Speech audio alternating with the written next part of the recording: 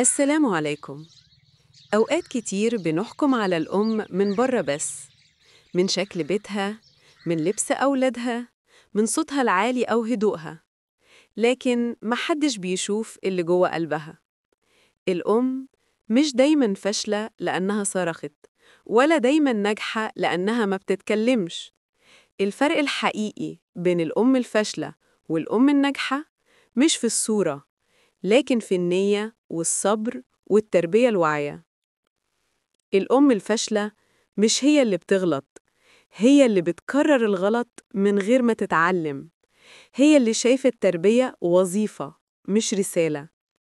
لكن الأم الناجحة حتى لو تعبت، حتى لو دمعت، بتقف تاني وتقول أنا هحاول من أول وجديد.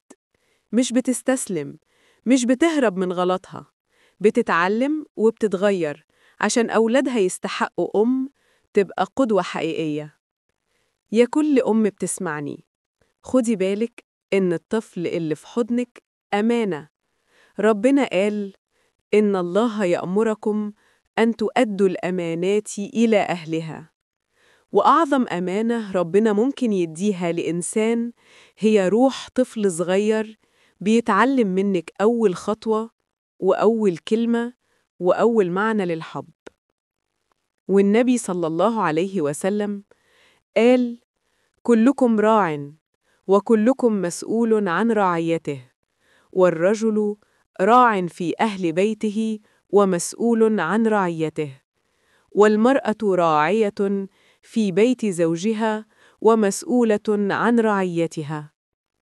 يعني الأمومة مش مجرد دور اجتماعي، لكن عبادة ومسؤولية عظيمة.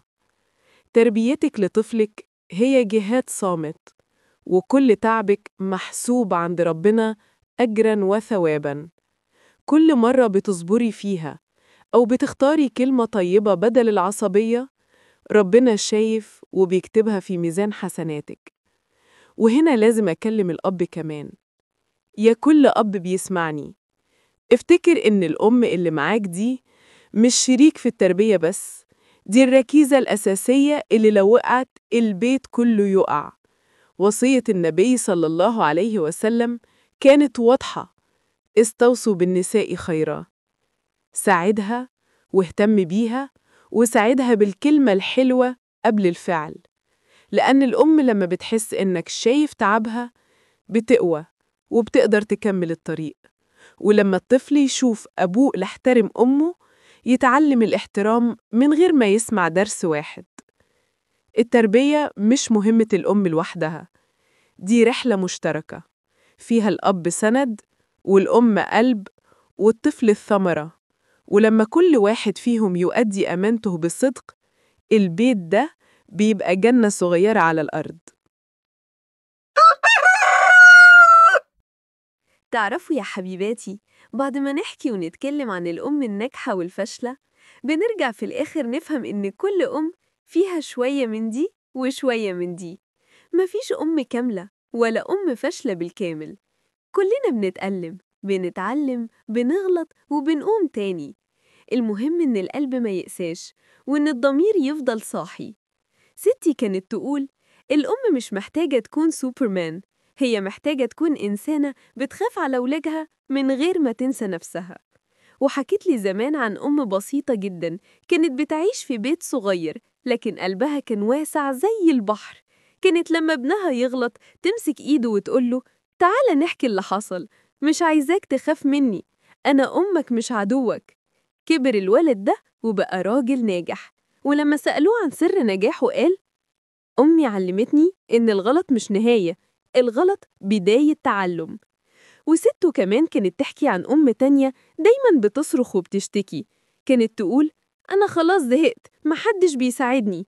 وكل يوم كانت بتبعد عن ولادها خطوة صغيرة، لكن لما كبرت ولادها بعدوا هم كمان. ساعتها بكت وقالت: كنت فاكرة التربية مجهود، بس طلعت حب وصبر أكتر من أي حاجة.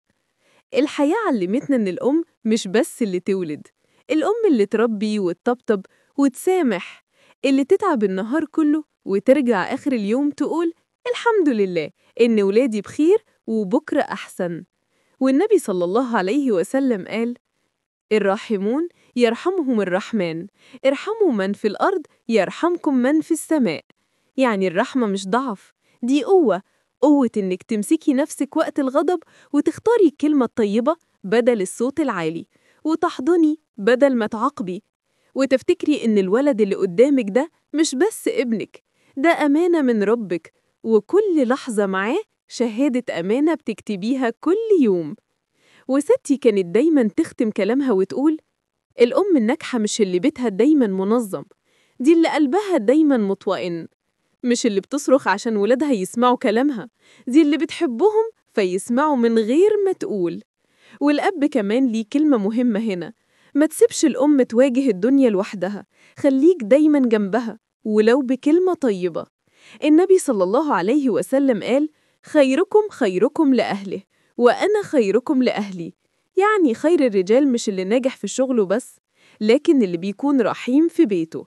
فخد بالك يا أب، الكلمة اللي بتقولها لأم ولادك بتعيش في قلوبهم، لو شافوك بتكرمها هيكرموها، ولو شافوك بتوجعها هيتعلموا الأسوأ. خليني أقول همسة صغيرة من زهرة: كل أم هي بطلة بطريقتها، يمكن مش دايماً قوية، بسها دايماً بتحاول، وربنا شايف محاولتك وسامع تنهيدك، وبيكتبلك بكل دمعة تعب أجر عظيماً. كوني أماً تحب وتتعلم وتسامح، وسيبي بصمتك الطيبة في قلب ولادك، لأن اللي بيتربى على الحب بيكبر يوزع حب على الدنيا كلها. وفي نهاية الرحلة دي يا أمهات ويا آباء، عايزة أقول لكم حاجة من قلبي: كل يوم بتعدوه مع أولادكم بكل لحظاته الحلوة والصعبة هو لبنة في بناء إنسان، وربنا شايف كل تعبكم وكل دمعة وكل ابتسامة. يمكن مفيش تصفيق ولا شكر ولا تقدير كفاية، لكن في رب كريم قال في كتابه: وما تقدموا لأنفسكم من خير تجدوه عند الله. وكل لحظة صبر وكل حضن وكل دعاء بتدعيه لولدك هو خير بتزرعيه في دنياك وآخرتك.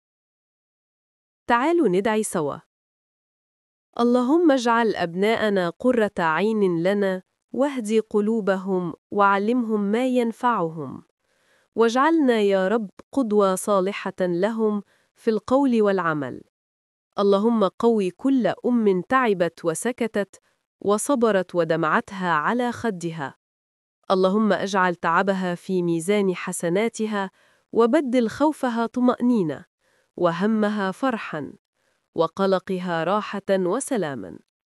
اللهم بارك في كل أب صالح يسعى ويكد ليؤمن بيته بالحب قبل الرزق، واجعل بينه وبين زوجته مودة ورحمة كما أمرت، واحفظ بيوتنا من كل حزن ونزاع، واجعلها بيوتا عامرة بذكرك يا أرحم الراحمين.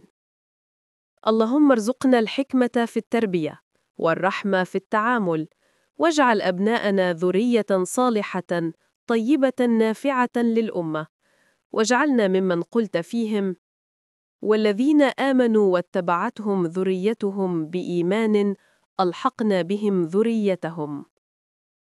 اللهم اجعلنا نربي أبناءنا على حبك وعلى خلق نبيك صلى الله عليه وسلم، واغفر لنا تقصيرنا وجهلنا وضعفنا، فإنك تعلم أننا نحاول ونتعلم كل يوم. ولو الحلقة دي لمست قلبك أو علمتك حاجة جديدة، خليها توصل لغيرك. شاركيها مع كل أم محتاجة تطبطب على نفسها، ومع كل أب محتاج يسمع كلمة طيبة تريح ضميره. وافتكروا دايماً، قناة زهرة للتربية والأسرة السعيدة اتعملت عشان تكون نور صغير في بيوتكم، يعينكم على التربية بحب ووعي وسكينة. فما تنسوش تعملوا اشتراك في القناة وتفعلوا الجرس عشان توصلكم كل همسات زهرة الجديدة، وكل قصة من قصص ستو الحكيمة اللي دايماً بتعلمنا ببساطة وحب. زهرة بتقول لكم: خليكم دايماً بخير، وخلي بيوتكم عمرة بالحب، وما تنسوش كل تأخير خير، وكل تعب له أجر، وكل حب صادق بيعيش.